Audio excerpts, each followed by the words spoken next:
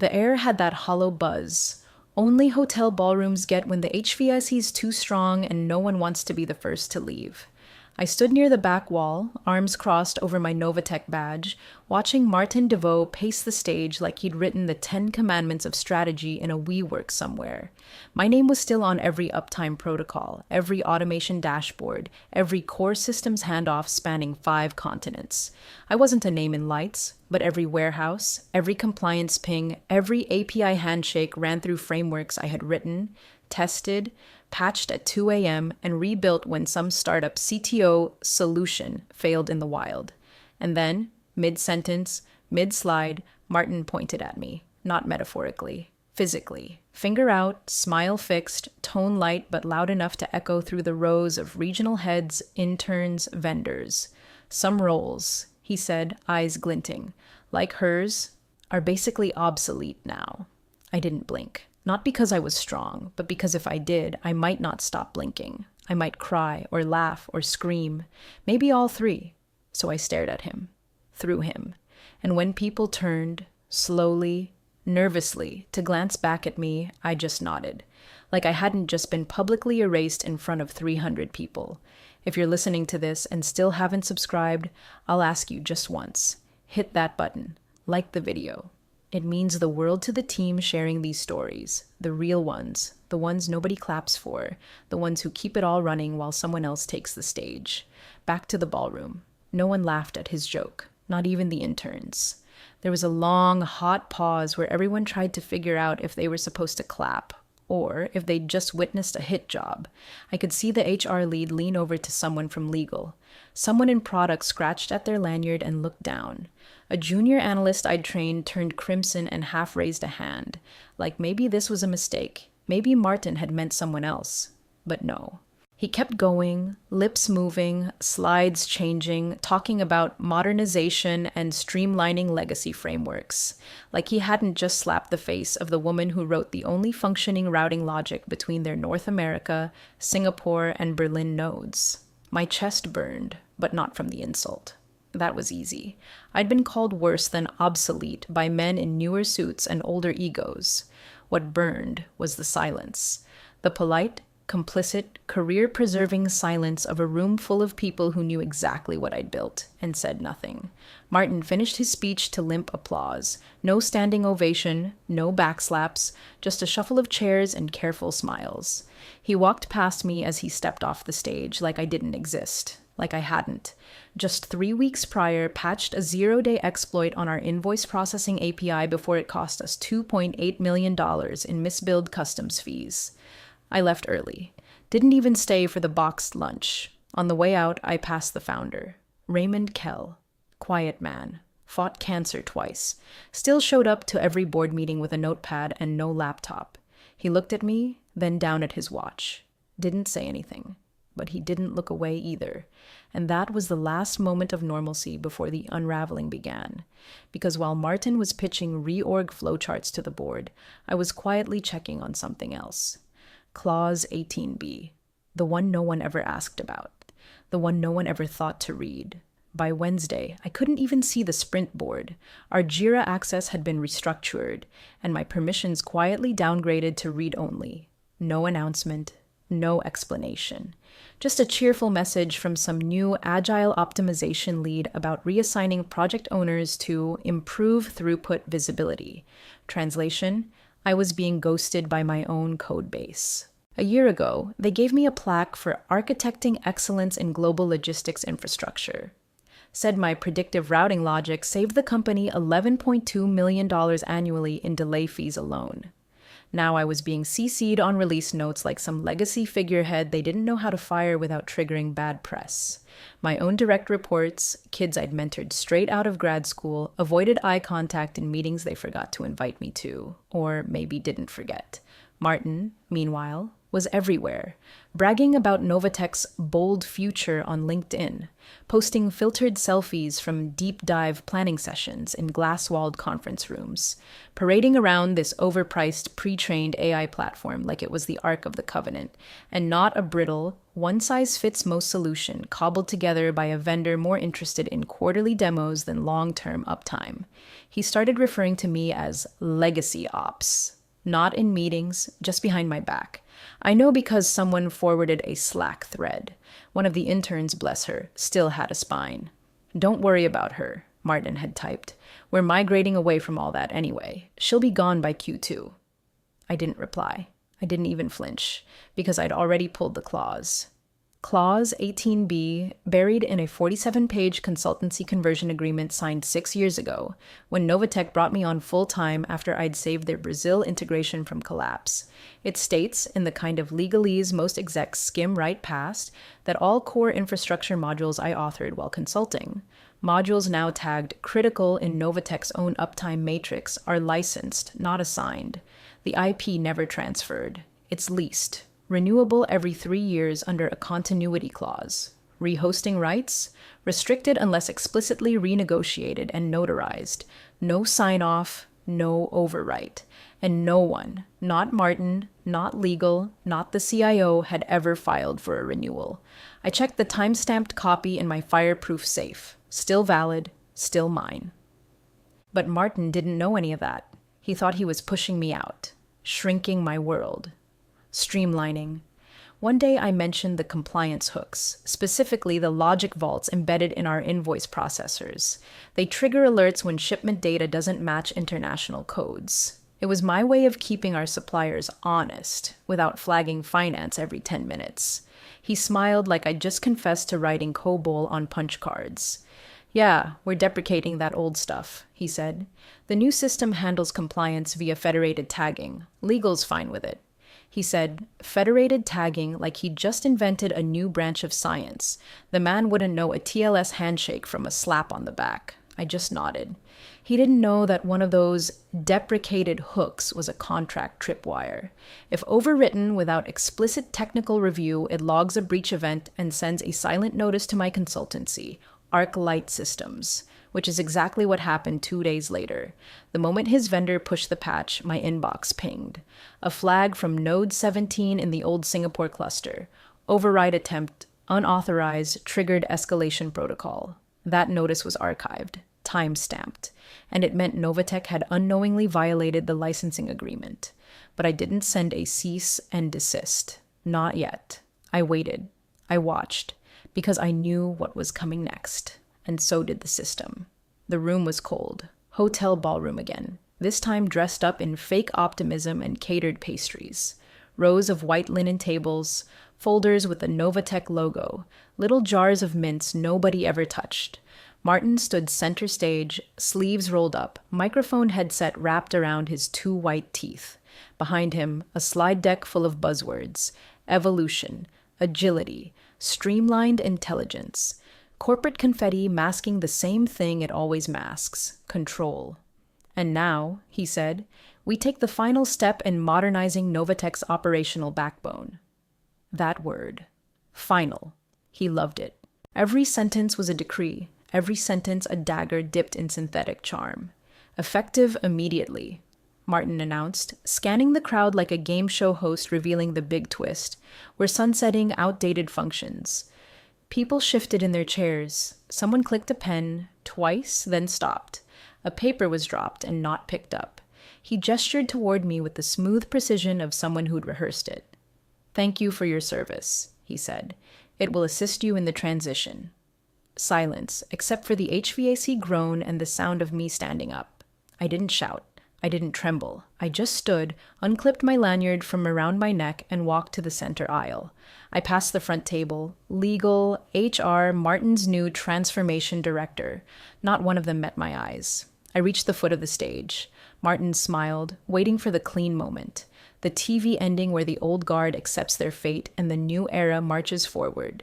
Instead, I reached into my bag, pulled out a single-page document, printed, highlighted, section 18B. "This is your transition plan," I said. He blinked. Excuse me? I slid the document onto the table beside the mic control box, neatly, not a gesture wasted. You don't have transitional rights, I said, not without co-signature. His mouth opened, closed. I turned, walked to the side door. No drama, no explanation, just a room full of people realizing they'd just watched the wrong movie. Behind me, Martin was frozen, one hand half raised like he'd forgotten what it was supposed to do. HR whispered something to Legal. Legal started flipping through their laptop. The CTO's assistant quietly excused herself. And me? I didn't even bother with my coat. The adrenaline was heat enough. By the time I stepped into the parking lot, my phone had already buzzed twice. The first. A silent alert from Arculite Systems. My node had received an unauthorized shutdown request. The second, a Slack ping from one of the DevOps leads. Can you check the primary sync server? Everything just froze mid-push. I didn't respond. Not yet. I sat in my car, took a breath, opened the center console. Inside, 3 documents, all printed, all signed, all time-stamped. One was the original consultancy conversion, the one that created Clause 18b. The second, a notarized declaration of IP non-transfer, filed independently and archived by my counsel. And the third, the one that mattered now, a statement of breach, pre-written, editable, ready to be submitted, because this wasn't a resignation. This was a reset. And Martin? He just unplugged the only system he never bothered to learn. Let's see how well he streamlined without it. The first hiccup came 17 hours after I walked out. An email marked urgent pinged the ops alias I still had mirror access to. Subject line, warehouse C7 routing loop. Body, 4 words and a screenshot of a stalled dashboard blinking red across 4 regions. By hour 22, finance flagged a cascade of invoice mismatches. Some shipments were double billed. Others had 0 tax documentation. An automated fraud filter triggered an alert in the Madrid office, which hadn't flagged anything in 4 years. The filters weren't broken. They were gone. Because the logic engine that ran them lived inside a legacy sync service that Martin's pet vendor had overwritten without understanding its dependencies. And that sync was tethered to a keychain I wrote and encrypted under Arculite's private token protocol. That keychain was now offline. By hour 26, Martin called in IT. They tried a rollback. Didn't work. The sandbox test environment bricked, freezing during handshake initialization. Someone posted in NAR DevOps General, "Anyone know where the fallback tokens are?" Silence. A minute later, "Wait, weren't those stored in Arclight Node 17? One of the new product leads replied, "What's Arclight?" By hour 31, Legal was looped in. I watched from a distance, quietly, remotely, carefully. My access was already cut, of course, but they hadn't touched the mirrors. Not yet. My system still pinged back basic status beacons. Not payloads, not commands. Just little pings, like a heartbeat under the floorboards. I watched them try to reroute through Frankfurt. Watched the middleware fail on token authentication. Watch their shiny new AI suite declare success while quietly failing to process 70% of incoming data packets because it didn't know how to parse my custom tags embedded in the cargo manifests. Tags that had evolved over 6 years. Tags that were proprietary, recursive, and, most importantly, invisible unless you knew where to look. Martin didn't even know they existed. By hour 40, I received a text from Natalie, the lone voice in legal who'd actually read my contract back when it was drafted. Just one line. "Please tell me you're still reachable." I didn't respond. Not yet. Because Martin? Martin was busy blaming vendor error. He was in a call with the Singapore logistics lead trying to explain why their time zone-aware routing was sending pallets of diagnostic equipment to the wrong hemisphere.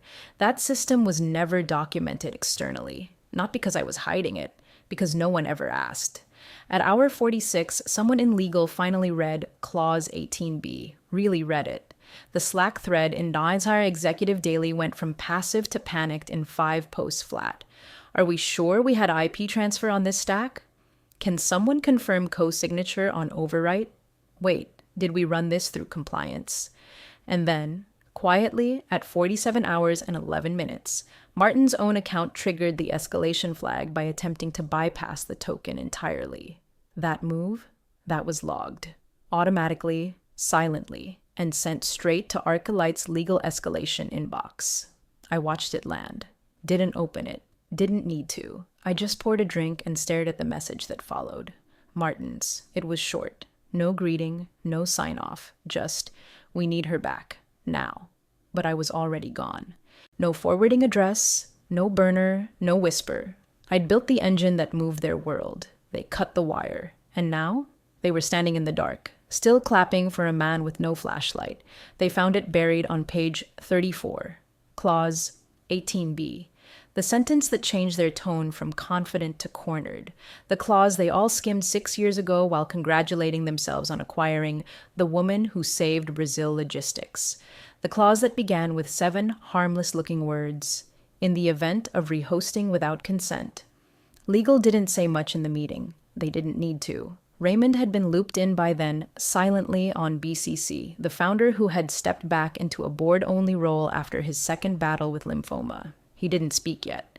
Just watched as the GC projected the clause on the screen like it was a crime scene photo.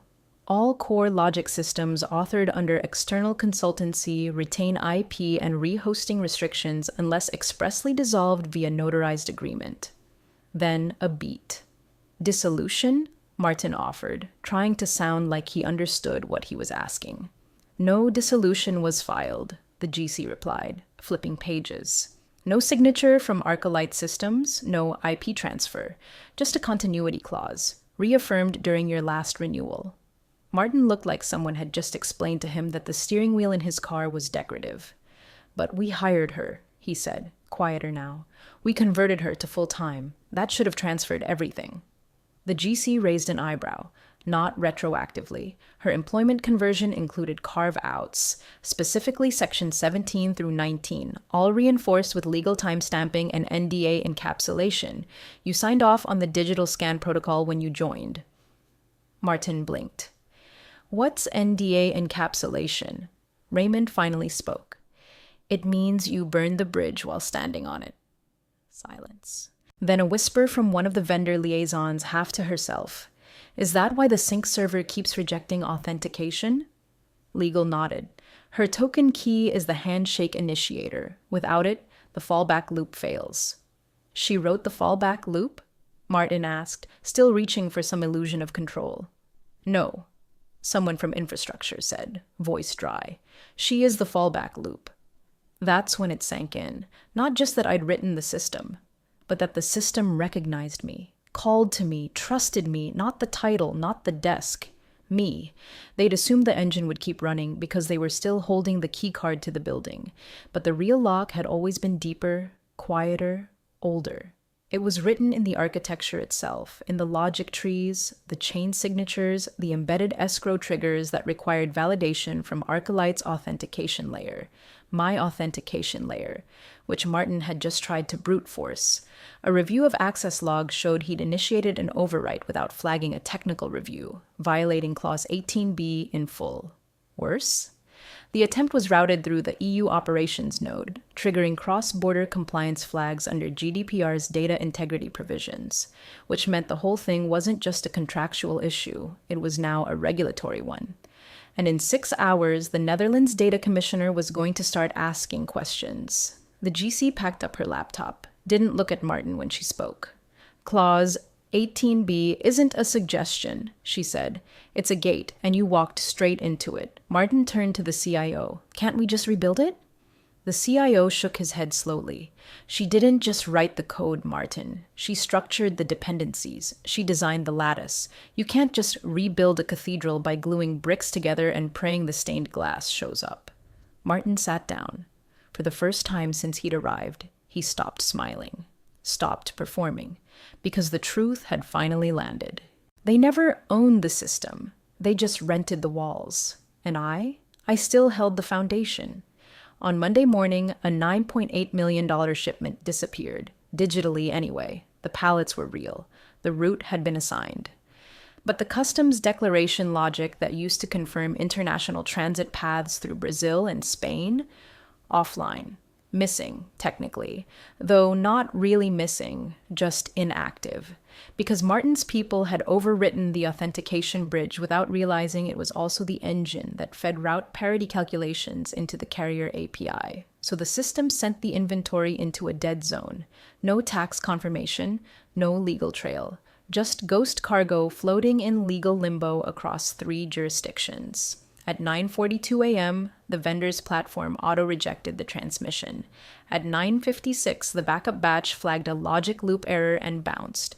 By 10:03, our regional logistics partner issued a formal notice of breach. They'd warned about this kind of outage before. The penalty clause was buried deep in a vendor SLA no one on Martin's team had ever read, but I had, because I helped write it. By noon, the compliance inbox had 5 flagged alerts from clients. 3 were soft, notice-only warnings, but 2 came with language no company wants to see. We are reviewing contractual remedies, pending escalation to external auditors. And still, Martin hadn't called, but I wasn't waiting. At 12:17 p.m., RT Light Systems filed a change of status with the U.S. Patent and Trademark Office. It was quiet. Routine. Just an update to our entity description and statement of commercial licensing interest, filed under Infrastructure Software Dependencies. The update didn't name Novatech. It didn't have to. It simply reclassified 3 licensed modules, Core Auth, FlowSync, and Vault Logic as proprietary assets now in active dispute resolution. By 1:02 p.m., my counsel received the first inquiry, not from Martin, not even from Novatech, from one of their insurers. They wanted to understand why their audit trail showed asset reliance on third-party IP with no current escrow fallback. I didn't respond, not directly. Instead, I passed it to our legal team with one note. Please refer to Exhibit D, Failure Cascade Pathway. That exhibit included escalation logs, triggered automatically the moment Martin's overwrite attempt bypassed protocol and sent a malformed sync request through Node 3. Each log item was timestamped. Each escalation had a recipient chain, and at the top, my LLC, because Arcolite wasn't a ghost entity, it was a legal firewall, a patient, silent, fully documented presence that had never needed to raise its voice, until now. Meanwhile, Novatech's internal audit team spun up a high-priority review. They flagged 3 inactive modules, all critical Tier 1, all authored under consultancy, all now legally restricted. An intern sent Martin the memo via internal chat. He didn't reply. Instead, he summoned a war room meeting. 5 directors were invited. 4 declined. Only legal showed up, 2 associates and the general counsel, who walked in with a printed stack of compliance flags and a bottle of antacids. I need engineers, Martin snapped. You need signatures, legal replied. Then they closed the door, and the system kept unraveling. Dashboard alerts weren't cascading properly, because the alert parser had been authored as a modular interpreter that required recursive token validation. Without it, all error flags reported success by default. One junior engineer caught it, flagged it, suggested rolling back. Martin told him, "She's not coming back. Find a fix." But the problem wasn't the fix. The problem was the assumption. He still thought I was gone, still thought the system was a series of buttons. He never understood. It wasn't built like a vending machine. It was built like a vault. And every warning light, every missing file, every sync rejection was the sound of the lock turning. The next executive meeting was supposed to be routine damage control, an optics session. Reassure the board, spin the outage, draft a press-safe narrative that could survive a quarterly call. But then Raymond Kell showed up, not dialed in, not remote from some oceanside home in Key Biscayne, in person, walking into the 12th floor glass-walled boardroom with a paper notebook in one hand and a scuffed thermos in the other. His white hair slicked back, no assistant, no slides, just presence. People stood when he entered. Reflex, like the air itself knew it needed to shift. Raymond hadn't attended an executive-level meeting in over 9 months. After stepping away to deal with his second round of chemo, he'd transitioned to founder emeritus. Still a name on every license renewal, every investment memo, every founding patent. Just no longer the voice in the room. Until now. He didn't say hello, didn't shake hands, just nodded once and took the empty chair in the back corner, the one by the emergency exit where he always used to sit when he was thinking. Martin didn't acknowledge him, which told everyone more than any spreadsheet could. Legal started with the facts. A slow march through the escalation logs, slide after slide detailing missed reviews, invalid overwrites, and the rapidly stacking contractual breach chain. 2 modules legally restricted, 1 now under formal dispute. Vendor SLA penalties pending. A European partner preparing to trigger Article 34 under GDPR audit terms. Martin sat forward, elbows on the table, trying to keep his voice low and his tone calm. "We're working with the vendor on a clean re-implementation," he said. "We can rebuild from scratch. We've already pulled a team together." He paused for effect. No one clapped. Then, from the back, so quiet it made everyone lean in, came Raymond's voice. "Do you even know who that is?" A pause. Silence thickened like smoke. Martin blinked. "I'm sorry?" Raymond stood, slow, deliberate. Looked not at Martin, but at the screen behind him. A paused slide showing 3 lines of legal text underlined in red. IP disputed. Arc Light Systems, LLC. He tapped the page in his notebook once, then looked around the room. "She's the reason this company didn't fail in 2018, he said flatly. "When our Singapore integration collapsed and no vendor could map cross-latency with real-time customs updates, she built it from scratch, over a weekend, with a cracked laptop and a prepaid coffee card." One of the board members glanced at her phone, quietly searching. "She's the one who flagged the routing error in our North Africa cluster before we were fined by the EU. Another glance. "She architected our fallback authentication system because she knew damn well someone like you would show up one day and call her obsolete." A long pause. Martin shifted in his seat. "We're not trying to discredit anyone. We're just updating outdated systems." Raymond's eyes finally landed on him. "No," he said. "You're replacing working systems with ones you barely understand. You didn't audit. You didn't review. You dismissed the one person who could have told you why the walls are still standing." Then, softer than the silence that followed. "You erased her." There was no rebuttal, just the sound of someone closing a laptop at the far end of the table. Martin looked at legal, then at the board. No one moved. Then one of the investors, arms folded across a navy blazer with the company's logo stitched into the cuff, asked quietly, "What's the cost of continuing with Martin's migration?" The GC didn't blink. "Unknown, possibly catastrophic." "And what's the cost of reinstating her?" Another pause. "Depends on her terms." Raymond just nodded. "Then give her whatever she asks for." And with that, the man who'd founded Novatech didn't just end a meeting. He ended Martin's tenure, not with a speech, not with a firing, with a whisper that made a ghost visible again. The encrypted message came in at 1:14 p.m., subject line. "Consultation request. Urgent. Sender. kel.novatechdynamics.com." I hadn't heard directly from Raymond in 2 years. Last time was when I'd quietly patched the predictive churn model for LATAM without asking for credit. He'd sent a 1-line thank you. I'd archived it, not because I needed the recognition, but because his words held weight. Not like Martin's, all polish and posturing.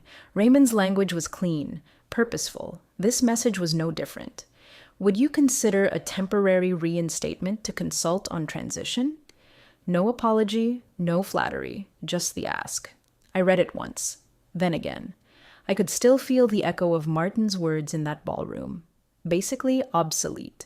And now here they were, knees deep in failure, inboxes filling with legal warnings, board members scrambling for technical briefings they couldn't even parse, asking me to come home and fix the mess they made. I typed slowly, 2 sentences. Refer to clause 18B. Transitional access requires equity renegotiation. My rate is non-negotiable. No smiley face, no exclamation mark. Just leverage, clean, silent, legal. I hit send and waited. I wasn't worried. I knew the shape of the fire they were sitting in. The extent of the damage was still unfolding.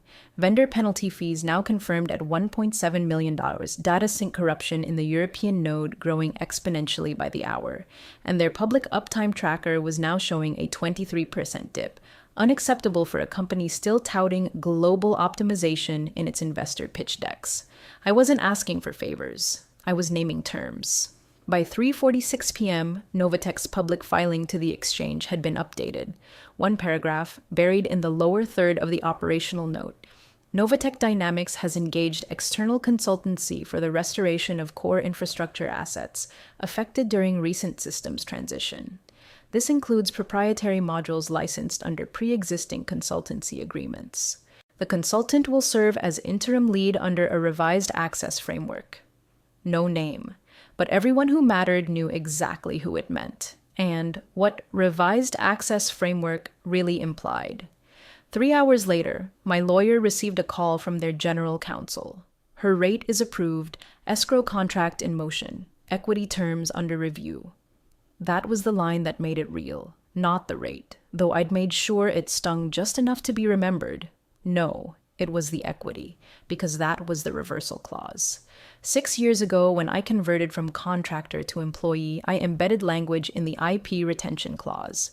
If Novatech ever violated rehosting rights without notice, Arculite Systems could reopen all licensing negotiations, including stake-based compensation.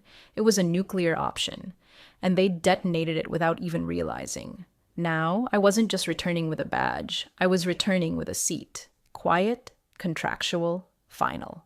Martin? Escorted out before lunch. No announcement, no Slack farewell.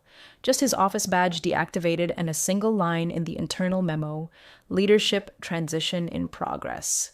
He never got to finish his migration, never got to pitch the investors on the new vision, never got to rebrand my systems as outdated artifacts, because by the end of the day, every core module he'd tried to overwrite was being restored, line by line, call by call, under my supervision. And as I typed the first restoration command from my own secure terminal, I allowed myself one small indulgence.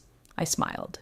Not for revenge, but because control was never about noise, it was about design. And I had designed this outcome from the moment they underestimated me. There was no confetti, no email blast, no staged photo op of me shaking hands with the board. Just a 6-word bulletin posted at 3:14 p.m. on the internal dashboard. Core systems integrity restored. Migration withdrawn. No attribution, no fanfare. But everyone saw it, because everyone had felt the absence. The dropped packets, the missed pings, the jitter in the reporting dashboards they never used to notice, until they were gone. Restoring the system took 6 days, not because it was difficult, because it had to be done precisely. Martin's overwrite attempts had left splinters, half-migrated logic trees, orphaned authentication tokens, modules that crashed on boot because someone had tried to modernize a framework they didn't understand by pasting in ChatGPT prompts. I cleaned them up. Not alone. I wasn't a martyr. A few engineers I trusted came back to help. Quiet, fast, competent. People who had learned the hard way that speed doesn't equal value. Every line of restored logic passed through my terminal, every handoff verified against the original Arculite token ladder. No shortcuts, no patches, just surgical undoing followed by intentional rebuilding. By day 4, the dashboard lag vanished. By day 5, the warehouse latency charts dropped below baseline. By day 6, the system ran quiet again. That kind of quiet? That's a different kind of applause. A week later, Novatech's stock nudged upward, just a few %. Not enough for headlines, but enough that someone on the investor call asked the CFO about the infrastructure resilience strategy. He mumbled something about realigning core priorities with legacy optimization. No one mentioned my name. I didn't mind, but the engineers knew. The vendors knew. Even the finance team started looping my LLC on invoice processing chains again, without being told. One small thing changed that only I noticed. In the mainframe registry, a logging table rarely touched, mostly ceremonial, a single line of metadata had been re-added. Origin R Arclight. Systems I didn't ask for it, didn't insert it myself. Someone did it quietly, on their own, like setting a cornerstone back in place. Martin? Gone. No LinkedIn update, no exit statement, just silence. The kind that sticks because no one missed the noise. At the next all-hands kickoff, they booked the same hotel ballroom. Same stage, same catered coffee that always tasted like hot regret. But this time, the tone was steadier. Raymond opened the session. Still no slides, just that battered notebook in his hands. He looked out across the room, less full now. Fewer vendors, fewer smiles, but more awareness. He raised his cup.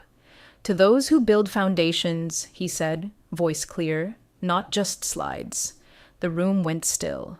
Then, slowly, almost hesitantly, heads turned.